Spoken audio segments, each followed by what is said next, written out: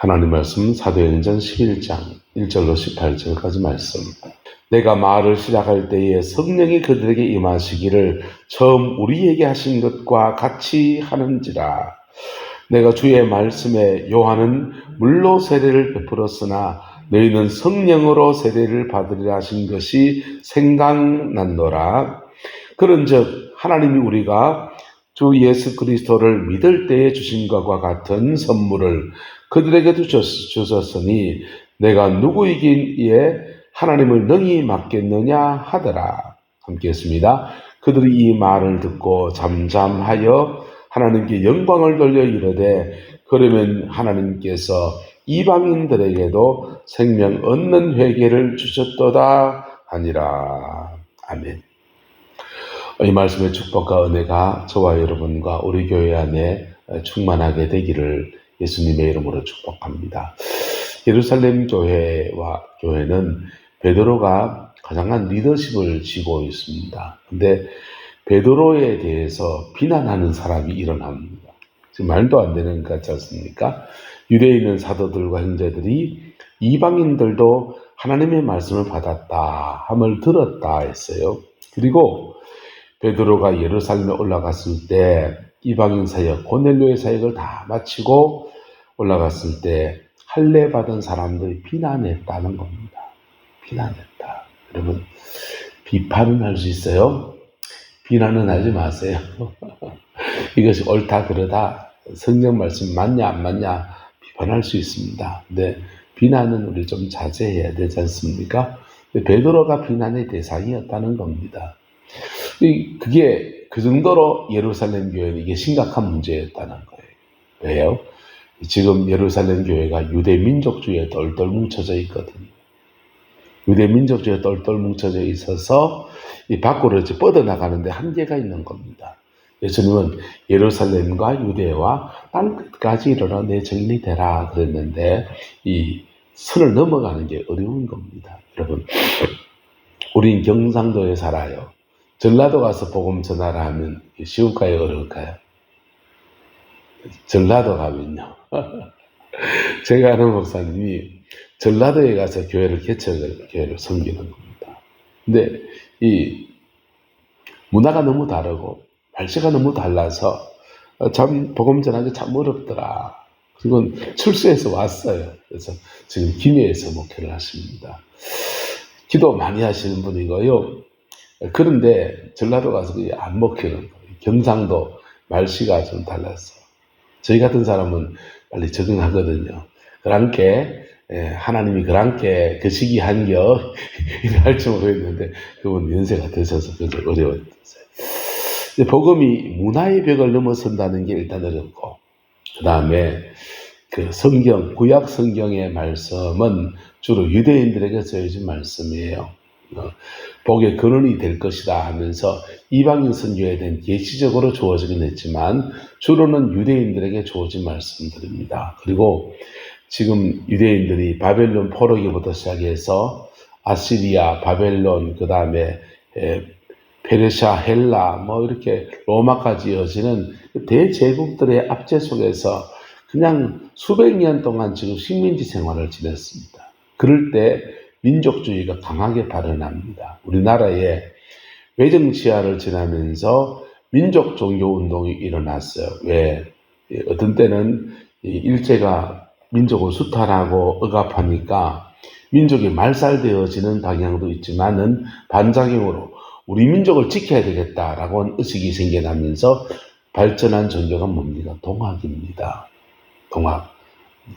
한국에서 얘기했던 최재우 씨를 중심으로 해서 시작된 동학운동이 전라도 가서 그냥 불같이 일어나다가 전봉준의 동학난 때문에 그냥 군대가 들어와서 진압당하면서 완전히 망했어요. 완전히 망했는데 그분들이 만주로 도망갑니다. 만주로 도망가서 핍박이 없는 곳에서 독립운동에 뛰어들었습니다. 그래서 애국운동, 외정치하의 애국운동은 기독교계 또는 그 동학계 또는 공산주의자가 주로 많이 했습니다. 김구 선생님도 원래 동학 출신이거든요. 동학 출신인데 후에 이제 기독교를 개종을 해서 기독교인이 되었습니다. 근데 그런 천도교 출신들이 그렇게 그 운동을 많이 했어요. 왜요? 민족주의, 외정치하에 민족을 잃어버릴 위기가 되니까 민족주의 운동. 단재 신채호 선생님 이런 분들은 민족의 웅비한 기상을 이렇게 말하려고 고구려를 강조하고 고조선의 땅이 얼마나 넓었는지 하면서 민족 웅비론 이런 것들을 주장하고 그랬어요. 그처럼 민족주의가 강한 때가 있습니다. 지금 이스라엘 백성들이 이 대제국의 압제 안에서 400몇 년 동안 그냥 핍박을 받아 놓으니까 민족이 말살되어져서 그 로마 제국에 동화되어지는 사람이 있는가 하면 강한 민족주의 운동이 일어나는데 바리새파가 강한 민족주의 운동입니다. 그 대세의 기운들이 민중들을 잡고 있어요. 그리고 예루살렘 교회도 역시 이 민족주의적인 유대교의 성향을 띠고 있는 겁니다. 우리 한국 기독교의 특징이 뭡니까? 한국 기독교는 단일민족 국가잖아요, 우리나라가. 그러다 보니까 한국 불교도 민족주의, 한국 기독교도 민족주의 성향을 띱니다. 여러분, 저도 민족주의자입니다. 네가 좌파냐 우파냐, 저는 민족주의자입니다. 근데 복음이 만약에 벽을 넘어갈 때는 민족주의를 넘었어야 되는 거예요. 복음이 벽을 넘어갈 때. 민족주의가 때로는 하나님의 법과 어긋날 때도 있습니다. 그때는 민족주의를 넘었어야 됩니다. 우리는 하나님 나라 백성입니다. 할렐루야. 자, 베드로가 지금 올라갔는데 그 기독교, 유대교인이면서 기독교인인 사람들이 민족주의자거든요. 할례자, 이방인의 집에 들어가서 무할례자와 함께 들어가서 함께 뭐 했다? 먹었다. 이 무할례자, 이방인과 음식을 함께 먹는 것도 부정해진다라고 믿는데 이 고넬료가 접대한 음식이 뭐겠습니까? 고넬료가 접대한 음식이 지금 베드로가 환상을 봤던 것들이 겁니다. 그래서 땅에 4발 가진 것, 들짐승, 기는 것, 공중에 나는 것 이런 것들입니다. 부정하다 하는 이방인들은 부정에 대한 의식이 없으니까 그들이 잘 먹는 것으로 대접을 합니다. 옛날 목사님들 신방을 가면 굉장히 난처한 상황이 참 많았습니다. 어떤 분은 이렇게 그 개고기를 못 드시는데 목사님 오셨다고 그냥 개고기를 쫙 내려놓고 이 개고기를 드시라고 하는데 제가 고기 좀 알레르기에 있어서 이러면서 딴 건 잘 드시면서 못 드시는 거예요. 그 옆에 보니까 묵이 한 사발, 묵이 참 맛있습니다 하면서 묵 칭찬하면서 묵 한 사발, 아이고 이거 더 없습니까? 묵 두 사발을 먹고 그 다음부터는요 소문이 납니다. 우리 목사님은 요번 목사님은 묵 좋아하신다. 그때부터 신방 가면 계속 뭐만 나옵니까? 묵만 나와요. 그냥 나와요. 참 그렇습니다. 근데 이게 그런데 신방 가면 뭘 먹어줘야 됩니까? 개고기를 먹어줘야 그분들과 친해지죠. 그래서 인격관계 형성되려면 음식을 같이 나눠 먹을 수 있어요. 저는 잡것입니다. 안주 그냥 바다의 해산물부터 해서 공중에 나는 것까지 육회 공군을 다 잘 먹습니다. 나물이며 풀이며 다 잘 먹습니다. 못 먹는 거는 돌이 너무 뗀뗀해서 못 먹고요. 하늘은 너무 높아서 못 먹습니다. 그래서 옛날 목회는 목회를 한편 먹회라 그랬어요. 먹회. 잘 먹어야 되는 게 목회다. 그래야 음식을 같이 나눠 먹을 때 친해지고 친해질 때 인격관계 형성되면서 복음을 같이 전할 수 있다. 그렇다는 거 보세요. 사람이 친해지려고 하면 가장 가벼운 단계 밥을 같이 먹는다. 두 번째 단계가 뭡니까? 목욕탕 같이 가. 세 번째는요, 잠을 같이 자는. 그래서 성도들과 친해지려면요, 성도들 데리고 단기 선교 갔다 오면 제일 좋아요. 단기 선교, 선교지 가서 같이 구르면서 2박 3일, 3박 4일 한 조각 끌어놓고 같이 선교하고 복음 전하고 막 돌아다니다 보면요, 막 같이 먹고요, 그냥 같이 기도하고요, 그러면서 뒹구는 거예요. 그럴 때 영적으로 무뎌진 사람들도 한 조각 그 기도하면서 은혜가 다 회복되어지고 얼마나 좋은지 몰라요. 우리가 좀 그랬으면 좋겠어요. 어쨌든 지금 주님이 베드로에게 환상을 보여주면서 너 보내려고 제가 뭐 이런 거 먹을 텐데 먹어 그런 겁니다. 3번이나 배고파서 금식하며 기도했는데 배고팠는데 먹어 그런데 그 주님 내 이거 못 먹겠습니다. 깨끗하지 않은 건 먹을 수 없습니다.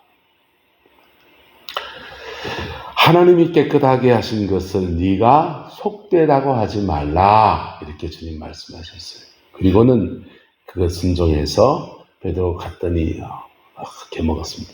우리 집사람이 못 먹는 음식 몇 가지 있습니다. 번데기 못 먹습니다. 닭발을 못 먹습니다. 둘 다 제가 좋아하는 것들입니다. 번데기, 그래서 어제 번데기 사왔어요. 번데기 볶아 먹으려고. 아내는 한 개만 딱 접대용으로 한 개만 먹습니다. 이거는 음식을 이렇게 서로 기호가 다르니까 상호 존중해 줄 수 있는 관계 안에서는 그런 것이요. 그러나 복음 안에서 복음을 전하기 위해서는 때로는 내가 참 힘든 음식도 먹어야 될 때 있습니다. 아프리카나 저런 오지에 가면 그런 거 먹을 때도 있고 특히 더 어려운 게 뭐냐 하면 물이 어려워요. 꾸중물 같은 데다가 그냥 막 마시라고 주는 겁니다. 근데 그 사람들은 그 물 먹고 살거든요. 그게 박테리아 균 득실합니다. 끓여 먹는 것도 아니고 배탈설사. 그 사람들은 그 늘 먹고 살면 면역이 생겨가지고 그런 물 여사를 먹어도요. 예. 산신성도 들신성들이 그냥 강가의 물 불컥불컥 먹는다고 죽습니까? 그런 물 먹어도요. 내성이 있어서 괜찮아요. 근데 도해지에 살다가 거기 가면은 그런 거 먹으면 그냥 배탈 나고 장염 그리고 난리가 나는 겁니다. 근데 성조하는 다음 한 사람 드세요. 자, 그런 게 참 어려워요. 이렇게 어떤 데는 뭐 피 같은 거, 사슴피가 귀한 거라고. 사슴피에 기생충 많습니다. 그 잘못 먹으면 큰일 나요. 근데 그거를 인격관계를 해치지 않으면서 거절하는 지혜로 먹을 때 가든지 아니면 함께 먹어야 되는 것이죠. 주님은 베드로에게 그거 먹어라 그랬고요.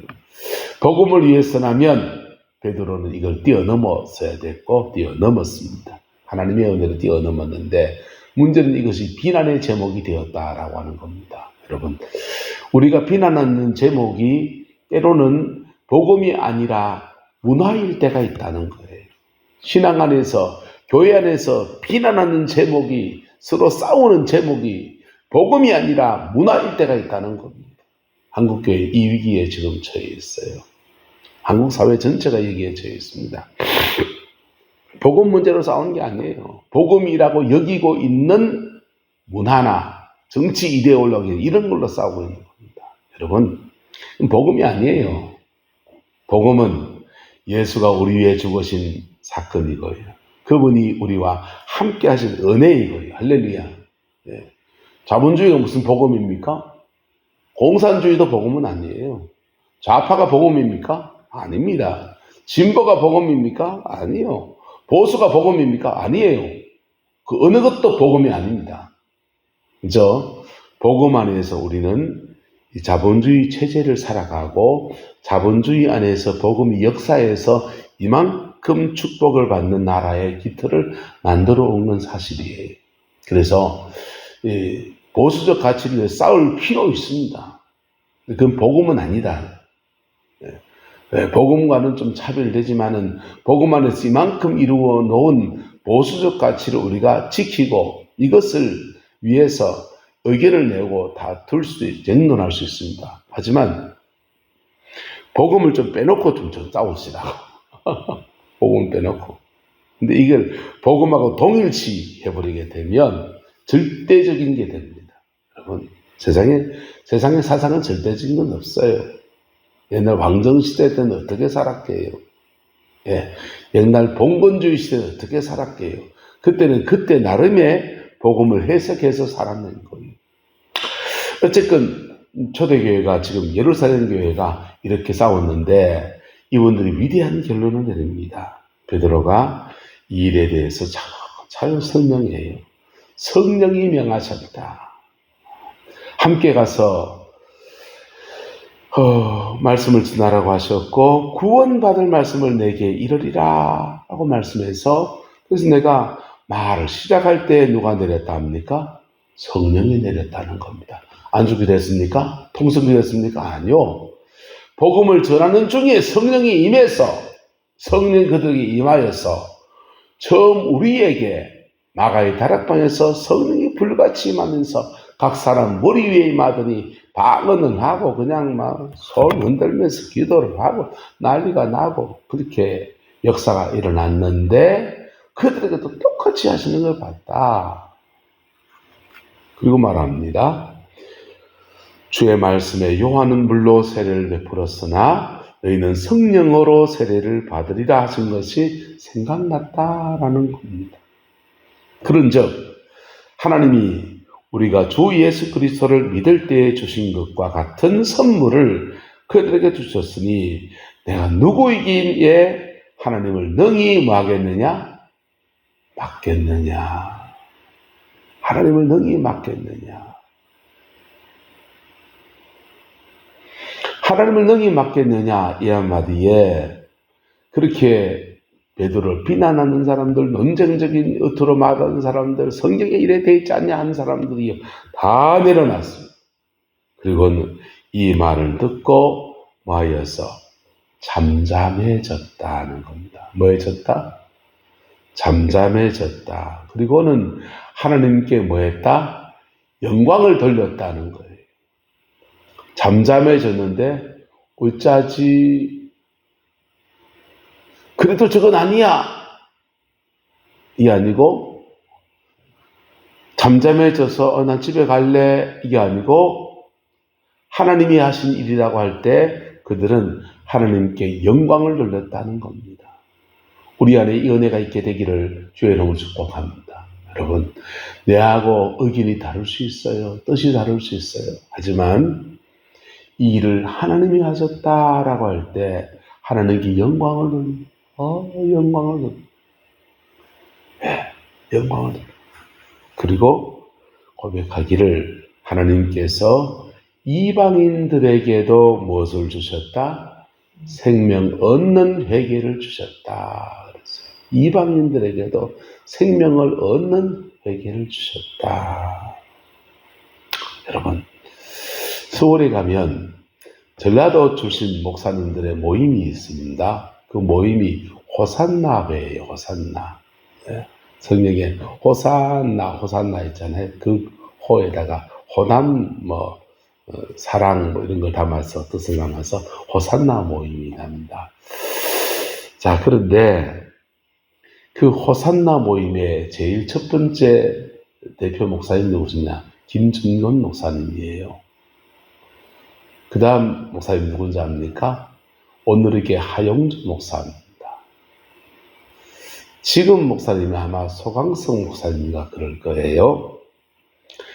호산나회는 약간 진보적 색깔을 띱니다. 전라도 분들이셨어. 그럼 이단입니까? 누가 감히 CCC의 김중곤 목사님을 이단이라 하겠어요? 누가 감히 오늘의 교회에 담임하셨던 하영조 목사님을 나쁜 놈이라고 그러겠어요? 여러분, 하나님께서 전라도 땅에도 복음을 주시고 이 경상도에도 복음을 주시고 할렐루야. 네. 그래서 복음 안에서 생명 얻는 회개를 우리가 모두 받게 되었습니다. 그리고 각자 그들의 삶의 자리 안에서 능마주의도 예수 믿고 구원받아야 되고 고관대작도 예수 믿고 구원받아야 되는데 구원받는 생명 얻는 회개를 주시고 그들의 삶의 자리 안에서 하나님 나라의 가치를 가지고 살아가는데 조금 색깔이 다를 수 있습니다. 근데 그럼에도 불구하고 하나님께 영광을 돌렸다라는 겁니다. 할렐루야. 여러분, 이 구원받은 사람이 누굽니까? 고넬료입니다. 고넬료라고 하는 사람은요, 백부장이에요. 로마의 군대 백부장. 100명의 군사를 거느린 그런 지도자입니다.